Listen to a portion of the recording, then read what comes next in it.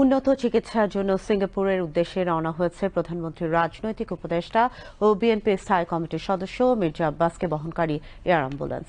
সকাল 11টায় মির্জা আব্বাসকে বহনকারী এয়ার অ্যাম্বুলেন্সটি সিঙ্গাপুরের উদ্দেশ্যে ঢাকা ত্যাগ করে। মির্জা আব্বাসকে সিঙ্গাপুর জেনারেল হাসপাতালে ভর্তি করা হবে। মেডিকেল বোর্ডের পরামর্শেই তাকে বিদেশে নেওয়া হচ্ছে।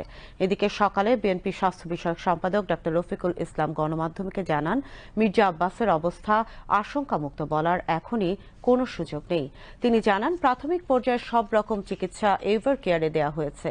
সিঙ্গাপুরে তাকে আরও উন্নত চিকিৎসা দেওয়া সম্ভব হবে বলেও জানান তিনি। এর আগে শুক্রবার মস্তিষ্কে 2 দফায় অস্ত্রোপচারের পর মির্জা আব্বাসকে নিবিড় পর্যবেক্ষণে রাখা হয়েছে। শনিবার সকালে তার মস্তিষ্কের সিটি স্ক্যান করা হয়েছে এবং পরীক্ষার রিপোর্ট ভালো এসেছে বলে জানায় মেডিকেল বোর্ড। গত বুধবার ইফতারের সময় অসুস্থ হয়ে জ্ঞান হারালে মির্জা আব্বাসকে এভার কেয়ার হাসপাতালে ভর্তি করা হয়।